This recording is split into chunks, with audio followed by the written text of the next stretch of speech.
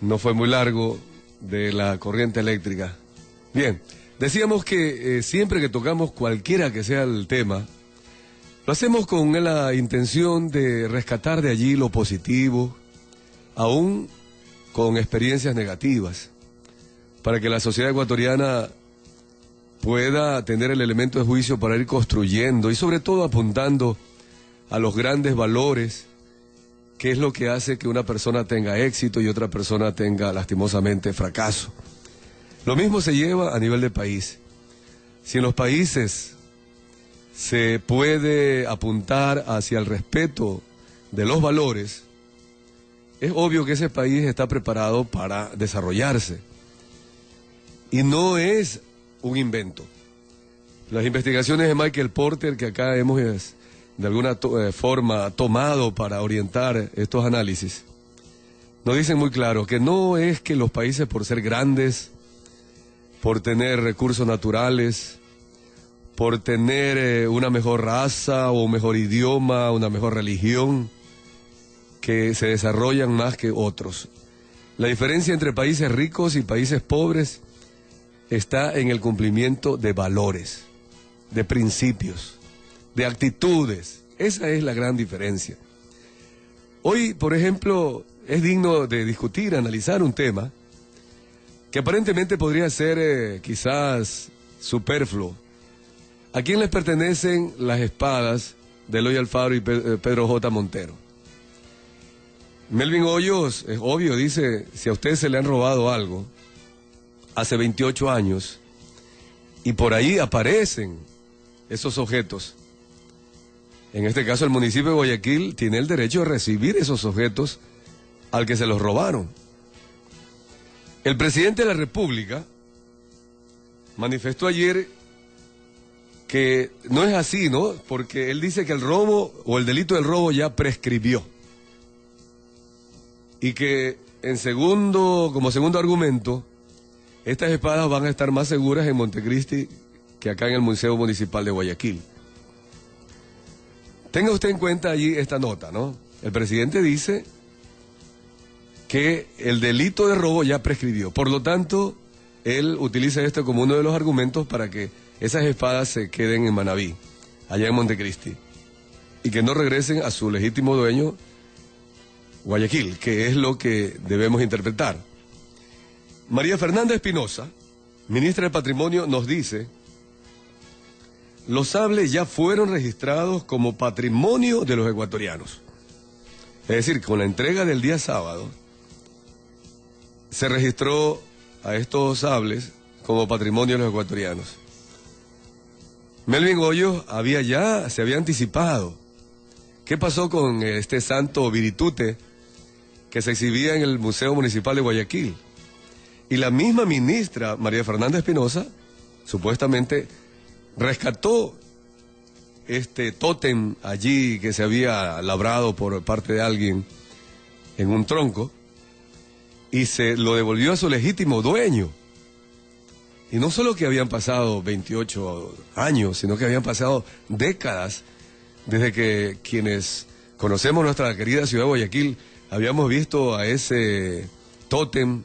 Alguien habla que es un santo Viritute, que alguien lo toca y como que le concede la fertilidad a las mujeres, etcétera, allí en uno de los parterres de nuestra ciudad, hasta que finalmente se lo llevaron al Museo Municipal.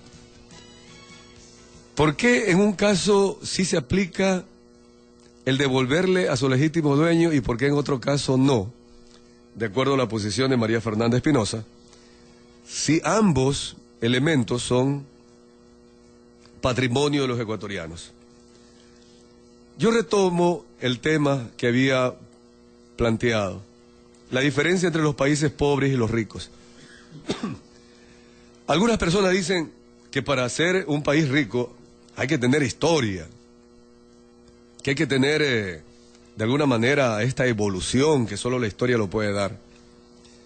Bueno, los grandes investigadores de este tema dicen que no es así, porque si de haber sido así, Egipto, por ejemplo, fuera el país más desarrollado del mundo, ya que tiene tanta y tanta y tanta historia, que inclusive esas obras monumentales, las pirámides de Egipto, deberían garantizarle a Egipto conocimiento, pues decir, si en esa época ellos lograron hacer tal cosa por herencia, los egipcios actuales deberían ser millonarios, por inteligencia, por capacidad.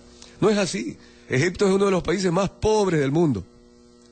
Lo mismo pasa con la India, con la China, que está logrando salir de la pobreza, pero tienen historias milenarias.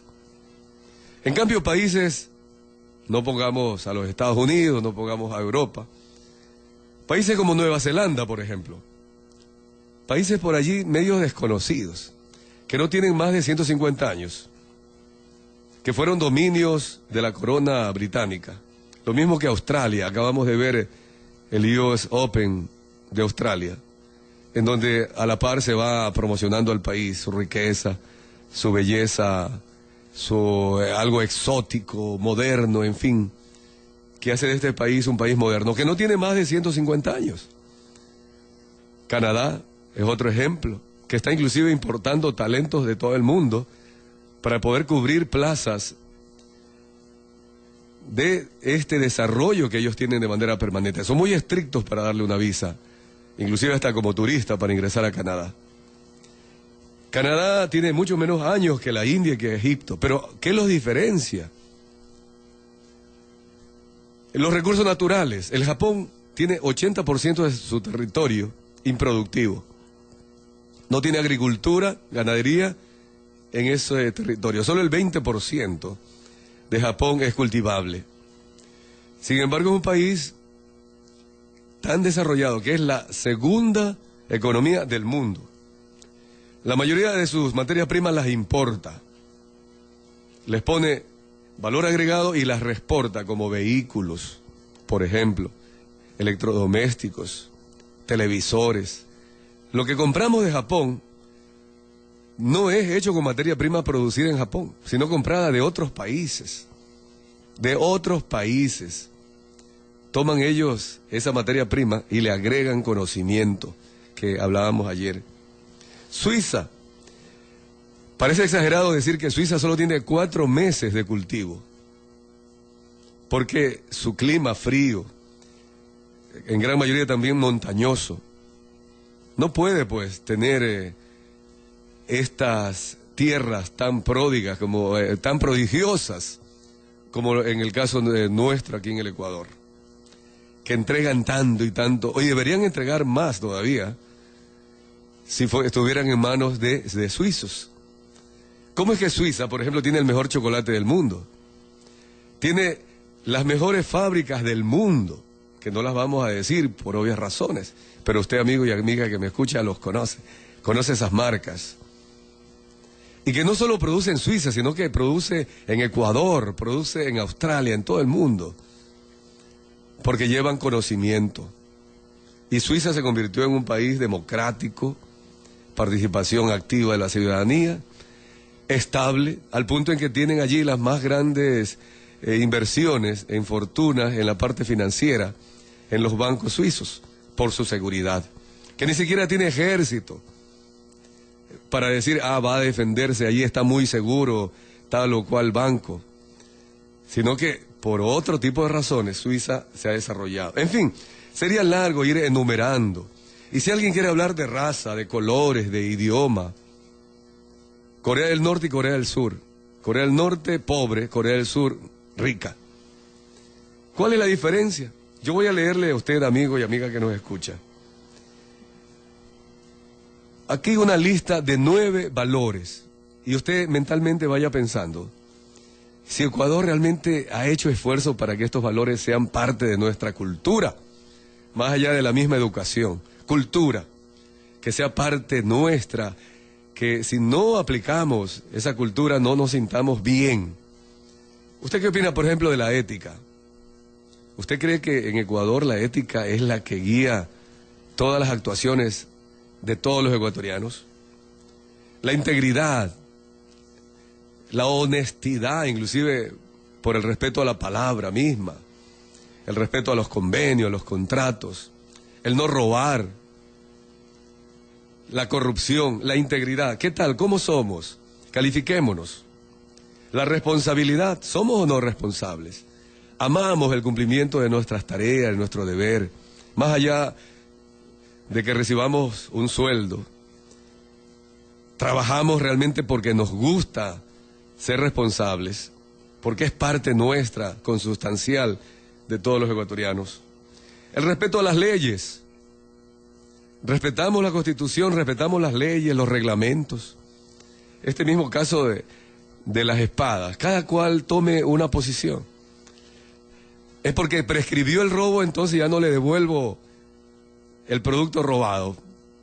Como que a mi vecino le dijera, mira, aquí apareció tu carro, pero como el carro fue robado X cantidad de años, ya prescribió tu denuncia, tu robo o el robo que te hicieron a ti, y me lo han dado a mí. Resulta que ahora yo soy el dueño de ese carro y va a estar más seguro conmigo que contigo, así que muchas gracias. No, aquí hay algo que nos hace falta tener más en claro lo que son verdaderamente las leyes, para decir sí, vamos a respetar las leyes. El respeto a los demás, a la dignidad humana, a los derechos humanos. ¿Cómo somos? Respetamos las colas cuando alguien está esperando 1 o 2 horas y yo llego porque soy más vivo que los demás, me meto primero. ¿Cómo somos los ecuatorianos? ¿Respetamos la dignidad humana o somos fáciles para el insulto, para denostar de la personalidad de los demás? ¿Amamos el trabajo? ¿Somos ahorrativos? ¿Sabemos invertir? ¿Sabemos o tenemos el deseo de superación, ese dínamo que nos impulsa? Sí, yo creo que tenemos, por ejemplo, esto como una virtud aquí en la ciudad de Guayaquil. Ese joven, hombre, mujeres, que salen a la calle a buscar empleo y se paran en una esquina. Deseo de superación. Aquellos que quieren estudiar, que quieren obtener un título universitario. Que no importa la edad, pero dicen un día, yo quiero estudiar. Yo he visto en estos días, estudiando a distancia, personas que tienen 65, 70 años de edad. Y qué motivación verlos a ellos estudiando. Algunos su primera profesión de pronto. No me he atrevido a preguntarles. De pronto puede haber otro estudiando una segunda profesión. 1 materia, 2 materias cada 4 meses, pero van allí avanzando, ¿no? Sí hay deseo de superación. Yo sí creo que esto en gran medida lo vemos cada día. La puntualidad, entre otras de las virtudes que deberíamos aplicar cada día. Y así sucesivamente podemos hacer una lista de 20, 25, 30 virtudes. Yo he listado hoy día 9. ¿Sabe usted, amigo y amiga que me escucha, que de acuerdo a las investigaciones, en los países ricos, estas 9 virtudes son aplicadas por la mayoría? Y las mismas investigaciones dicen que en los países pobres estas 9 virtudes no son aplicadas por la mayoría, sino una minoría que destaca en los países pobres. La pregunta sería, ¿qué hacer para que estas virtudes, estos valores, sean aplicadas por la mayoría de ecuatorianos? Esa sería la gran pregunta. Y es obvio, la gran respuesta debería ser, comencemos pues a dar ejemplo. Desde las autoridades, todos los involucrados en este tema. Yo voy a concluir para confrontar la ley del más vivo, la ley de la viveza, ese que respeta, por ejemplo, la ordenanza municipal y dice que tiene amigos en la alcaldía, no solo en Guayaquil, sino en cualquier parte. Y de esa manera, y respeta pues las normas municipales. O lo hace a nivel nacional. ¿Y tú por qué? Ah, no, porque yo soy amigo de tal persona. La ley del vivo, ¿no?